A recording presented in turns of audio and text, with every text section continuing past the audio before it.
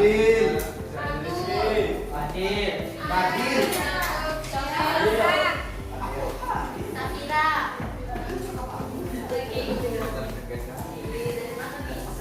Beli punya kamu. Banyak yang gak hadir. Ya. Ya. Siapa aja?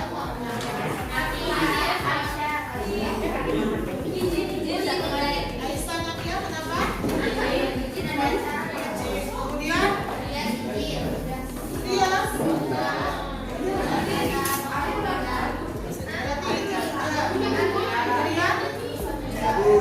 Safira. Sering dia. Nur Safira Julianti Safri. Kemudian Indah Raliani. Indah Raliani kenapa?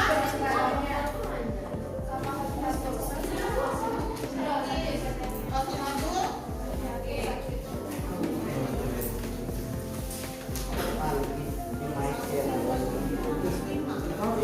Ada itu aja yang tidak hadir. Ya, Bu. Ada 2 orang teman kita yang tidak hadir. Kita doakan bersama-sama semoga 2 orang teman kita ini bisa segera sembuh dan bisa bergabung bersama-sama dengan kita kembali untuk Nah, kalian yang hadir ini sehat semua? Ada yang merasa nggak enak badan?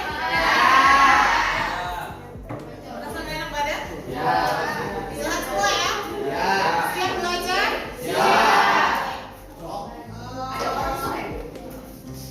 Apa yang kita pelajari pada pertemuan sebelumnya? Tentang apa? Untuk materi dunia. Tekanan osmotik, sifat poligatif lautan. Poligatif lautan. Ada berapa sifat poligatif lautan? Ada yang bilang 2, ada yang bilang 4. Yang lain. Ini yang belakang. Ya. Sifat poligatif lautan yang sudah kita pelajari ada 4, apa saja? Pertama, penurunan tekanan uap. Penurunan tekanan uap. Rizky, yang kedua apa? Tekanan osmotik. Tekanan osmotik. Terus, ya, Penurunan titik beku. apa? Penurunan titik beku. Ada 4 yaitu penurunan tekanan uap, kenaikan titik titik. Nah, sifat koligatif lautan yang kita pelajari kemarin itu adalah sifat koligatif lautan untuk lautan non elektrolit yang apa namanya zat-zat yang terlalu di dalamnya itu merupakan zat-zat non elektrolit. Nah, kita akan lanjutkan materinya sekarang. Hari ini kita akan membahas sifat koligatif lautan untuk zat-zat yang Elektrolit. sifat koligatif lautan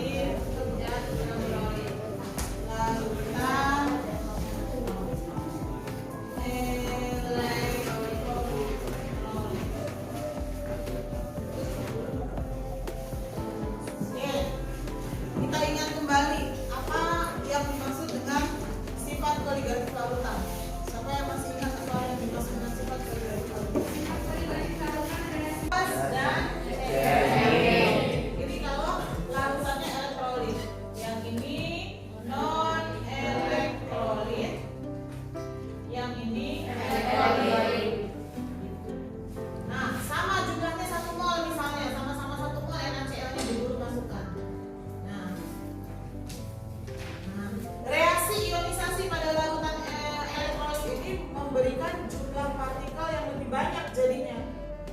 Jadi NaCl itu Na+-nya, ion Na+-nya ini dihitung 1 partikel, Cl-nya dihitung 1 partikel, sehingga memberikan sifat koligatif 2 kali lebih banyak daripada CONH2 kali. Jadi kalau misalnya pengaruh titik didihnya misalnya di sini kalau urea titik didihnya 100,1 derajat Celcius, maka NaCl dengan jumlah yang sama 1 mol titik didihnya itu 2 kalinya. Jadi 100,2 derajat Celcius. jadinya gitu. Gitu. Karena kalau ini kan tetap dia satu molekul urea jadi satu molekul. Kalau ini menjadi dua partikel ya, menjadi Na+ sendiri dan Cl sendiri. Jadi satu NaCl itu menjadi dua di dalam air. Nah, partikelnya itu itu masing-masing. Itu yang menyebabkan kenapa sifat koligatif larutan non elektrolit dengan sifat koligatif larutan elektrolit itu berbeda. Bedanya apa? Yang elektrolit itu memberikan pengaruh lebih besar sifat koligatifnya. Ada yang 2 kalinya, ada yang 3 kalinya, tergantung jumlah ion yang dihasilkan di dalam larutan. Sehingga muncullah yang namanya faktor Van Hoff tadi yang dikemukakan ilmuannya yang menyelidiki tentang ini, yang melakukan penelitian tentang ini namanya Van Hoff. Jadi disebut dengan faktor Van Hoff. Faktor Van Hoff ini dilambangkan dengan I. Gitu. Rumusnya I sama dengan 1 ditambah kali di mana I-nya itu adalah faktor Van Hoff-nya. Kemudian N itu apa? Jumlah ion. Jumlah ion yang dihasilkan setiap molekul itu kalau dilarutkan dalam air atau dalam pelautan air. Jumlah ion, kemudian kalau alfanya itu derajat ionisasi.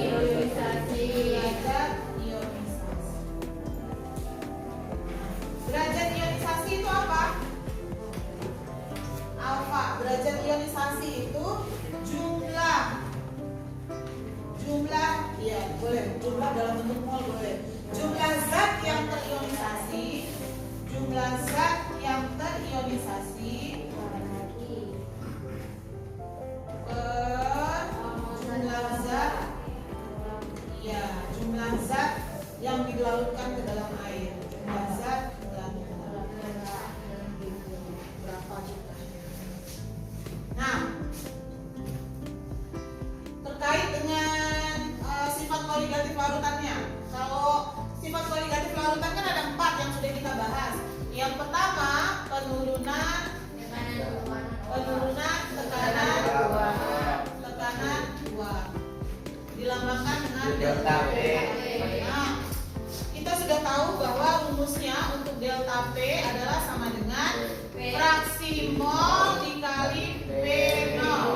Itu kalau dia larutannya non elektrolit. Ya. Kalau larutannya elektrolit kita tambahkan dengan faktor Van Hoff-nya I.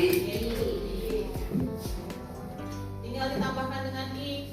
Ini penurunan tekanan uapnya, ya penurunannya. Ini fraksi mol zat pelarutnya, kemudian tekanan uap pelarutnya. Sifat koligatif yang kedua, kenaikan titik didih. Kenaikan titik didih. Lambangnya delta titik boiling. Rumusnya delta TB sama dengan F kali AB tambahkan untuk yang elektrolit tambahkan faktor Van Hoff-nya. Yang ketiga, penurunan titik suku delta TF. Rumusnya delta TF sama dengan molaritas Kali KF.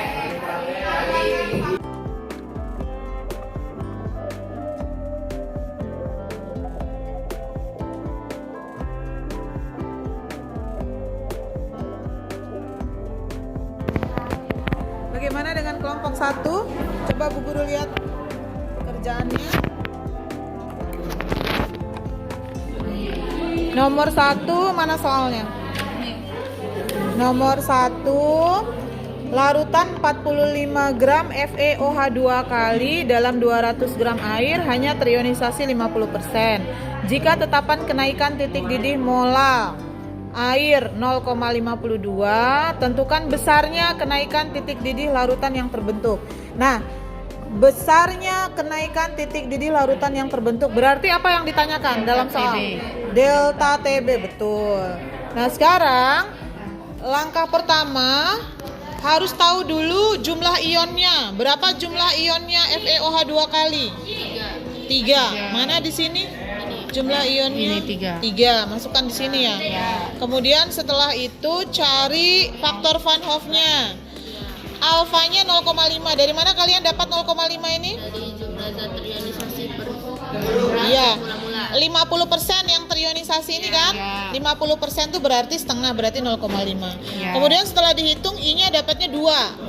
Iya. Kenapa ini ada apa lagi? Soalnya ini begitu. Oh, berarti 2. Oke, benar. Sampai ke bawahnya tinggal hitungannya kalau benar. Iya. Tapi ini 45 per 90. 1/2. 90 ini dari menghitung MR-nya ya. MR dari Hasilnya 1,25 ya. ya. Satuannya apa kalau suhu? Derajat Celcius. Ya, derajat Celcius. Iya. Derajat Celcius tambahkan. Oke. Baik, Bu Guru. Kenapa Rizky? Kelompok berapa? Hah? Kita dari kelompok 5 Bu ingin menanyakan. Oh, ada yang mau ditanyakan dari kelompok buat 5. hitung MR-nya. Iya. Ini kan kalau K-nya kan udah tahu 2 Bu. Iya, Kalau jumlah K-nya 2. Jumlah K-nya kan 2. Terus Iya. SO4-nya nih dihitung satu-satu. S-nya 1 atau SO Iya. langsung Enggak, SO4-nya 4. enggak. S-nya 1, Oh, S-nya O-nya 4. Kecuali kalau ada dalam kurung. Oh iya Bu. Baru dikalikan dengan ini. Baiklah. Itu aja yang mau ditanyakan. Ya. Iya, Bu Guru. Oke. Kelompok 1 sudah. Kelompok 2.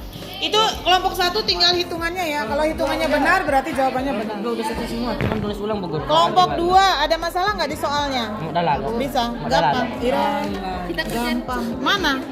Ini Yang sudah dikerjain tadi mana? yang sudah dikerjain nih Bu 1 sampai 3.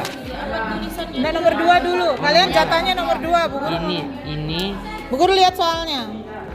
Apa yang ditanyakan di soal? Tentukan besarnya penurunan tekanan uap larutan yang terbentuk. Berarti apa yang ditanyakan di soal? delta TP. Delta P. Delta P, kemudian berapa jumlah ionnya? Jumlah ionnya B ya. NaOH 2. 2 jumlah ionnya. Berapa derajat ionisasinya? Derajat ionisasinya 0,5 B. 1.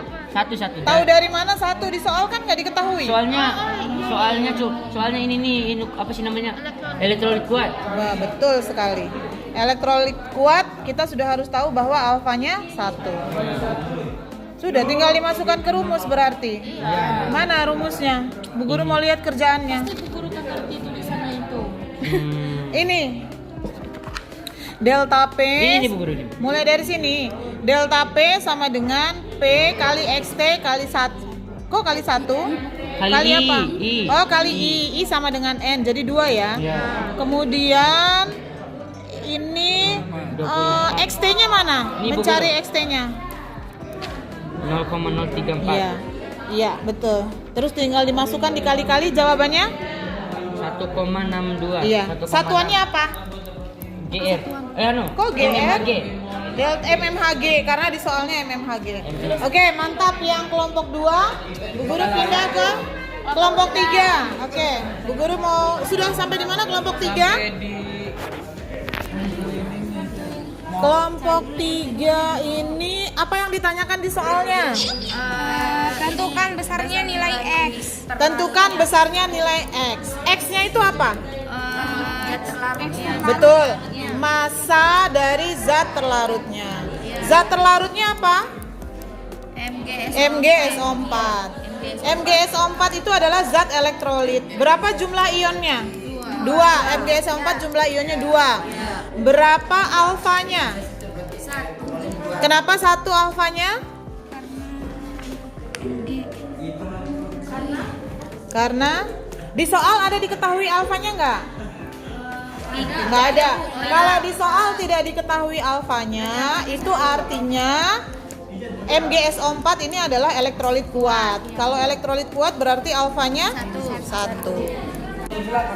Tapi kemarin tuh Apa yang mau ditanyakan? Soal B-nya 100,78 kan di sini larutan. Iya. yang Enggak. terbentuk Gini. memiliki titik didih. Larutan yang terbentuk memiliki titik didih 100,78. Berarti 100,78 ini adalah titik didihnya larutan.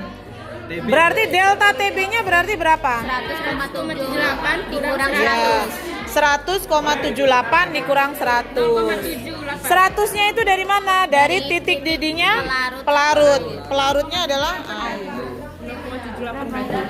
Iya, 0,78. Berarti delta TB-nya 0,78. Oke. Soalnya tentang titik didih ya? Bu guru I-nya nih jadi Ya, kan itu tiga, tuh. soalnya ini nih elektrolit Turner. Turner. Berarti I-nya 3. Sebentar. N-nya yang 3. Derajat ionisasinya nih nggak diketahui. Nggak diketahui. I sama dengan 3. Berarti I sama dengan N. I-nya sama dengan 3. N-nya 3, I-nya 3. 3 gitu. Bisa rumusnya apa? TB sama dengan Iya. Yang ditanyakan di soal apa? MR. MR berarti. Oke. Berapa tadi?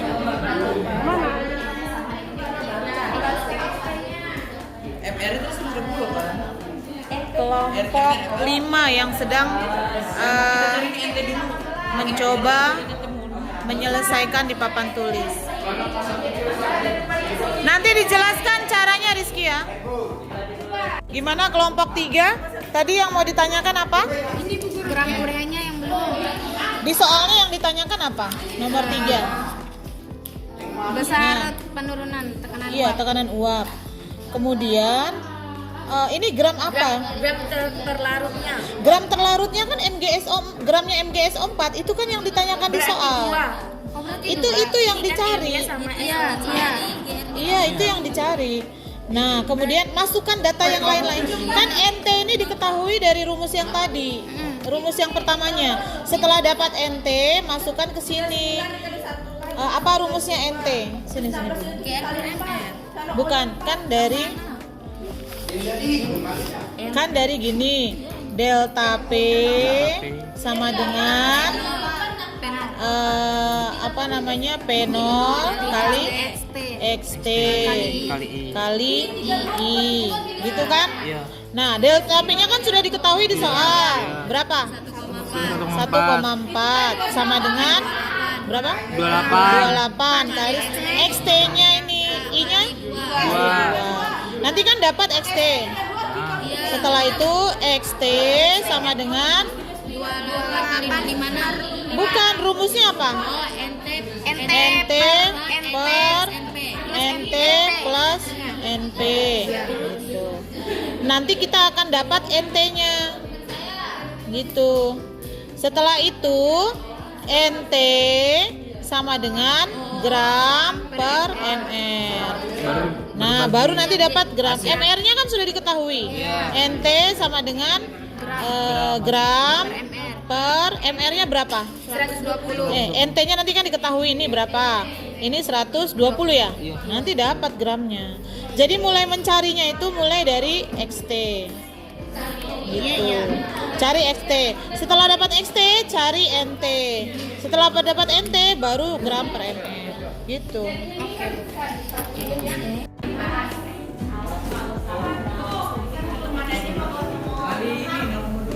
Besok kita lanjutkan. Ada 6 soal tuh semua harus dibahas besok.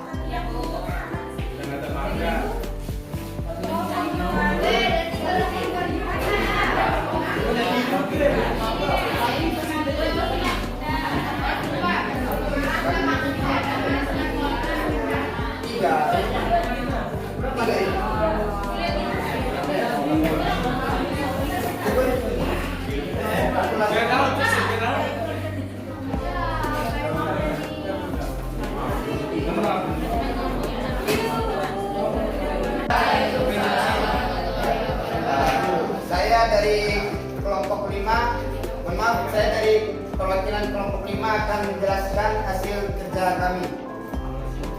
Jadi di sini ada soal pada suhu 27 derajat Celcius sebanyak 34,8 gram kalium sulfat K2SO4 dilarutkan dalam air hingga volumenya 900 ml.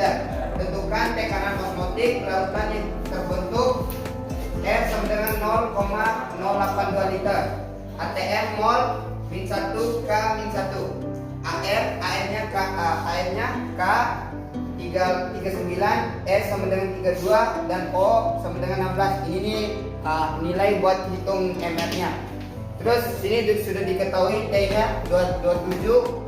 Kalau T-nya kan Celsius ke Kelvin, 27 tambah 273 sama dengan 300 Celsius. Kelvin ke Celsius maksudnya. Terus di sini ada gram terlarutnya 34,8 gram. Terus P-nya 900 ml. Buat hitung MR-nya sudah di sini karena K-nya 2, terus 2 kali 39 karena sudah ada angkanya di soal. 39 tambah 1 kali 32 tambah 4 kali 16 sama dengan 78 tambah 32 tambah 64 sama dengan MR-nya 174. Terus buat nilai R-nya ketetapannya tetap 0,082 liter. Terus jawab. Rumusnya tekanan osmotik yaitu P sama dengan gram per mR kali 1000 per P kali T kali R kali I. Karena ada faktor Panovnya karena ini soal sifat koligatif larutan yang elektron. Terus kita jawab. Kita masukkan angkanya 34,8 per 174 kali 1000 per 90 kali 300 kali 0,082 kali 3 sama dengan 0,2 kali 1,11 kali 73,8. Hasilnya itu 16,3836 atm. Oke. Penjelasannya kalau mau tahu nilai M-nya tuh dapat I-nya kan di sini sudah dijelasin sama Bu Guru tadi karena K-nya tuh 2, SO4-nya 1 jadinya N-nya 3. Ada pertanyaan? Nggak ada. Sudah jelas penjelasannya? Kalau Bu Guru ada yang Bu Guru mau tanyakan. Yang rumusnya P sama dengan gram per mR kali 1000 per P kali T kali R kali I. Kalau tekanan osmotik itu konsentrasinya pakai apa? Kan ada molaritas sama fraksi mol. Kalau tekanan osmotik pakai apa? Molaritas atau molaritas? Molaritas kan? Apa rumusnya molaritas coba? M sama dengan lambangnya M besar atau M kecil? M kecil. M besar. Kalau molaritas baru M kecil. M besar sama dengan gram per mR kali 1000 per itu. Kalau molaritas, nah per V. Nah di situ per V. Ya, jadi rumusnya kalau tekanan osmotik itu per V bukan per P. Oh iya Bu. Iya, itu aja yang Bu Guru perbaiki. Jawabannya sudah benar yang lainnya. Terima kasih, beri aplaus untuk kelompok 5. Berikutnya yang mau maju kelompok sudah. Kita tutup. Lebih dari kurangnya mohon dimaafkan. Wabillahi taufiq wal hidayah. Wassalamualaikum warahmatullahi wabarakatuh. Iya. Berikutnya yang mau menjelaskan kelompok 1 ya. Tadi ya kelompok 1. 2 kelompok cukup. Karena tadi waktunya kepotong sama imtak ya. 2 kelompok dulu. Assalamualaikum warahmatullahi wabarakatuh. Saya dari perwakilan dari kelompok 1 akan menjelaskan hasil kerja kami. Jadi di sini soalnya larutan 45 gram FeOH 2 kali dalam 200 gram air hanya terionisasi 50%. Jika tetapan kenaikan titik I 50 per 100 itu 0,5. Jadi dapat hasil sini I-nya sama dengan 2. Terus MR-nya 90 karena 50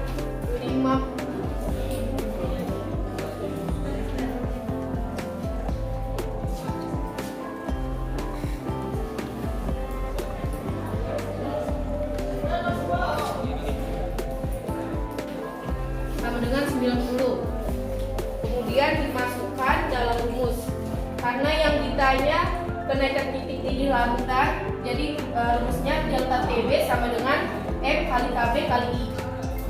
M-nya gram per ml. Terus dimasukin nilainya, jadi dapat segini. Ada yang ditanyakan? Jelas? Jelas. Oke. Paham kalian tuh? Oke, kalau gitu cukup untuk kelompok 1. Beri aplaus. Terima kasih. Sekian dari kelompok kami. Wassalamualaikum warahmatullahi wabarakatuh. Oke, cukup dulu Bu Guru rasa karena waktunya sudah habis. Nanti untuk kelompok lainnya kita lanjutkan besok ya. Terima kasih. Assalamualaikum warahmatullahi wabarakatuh.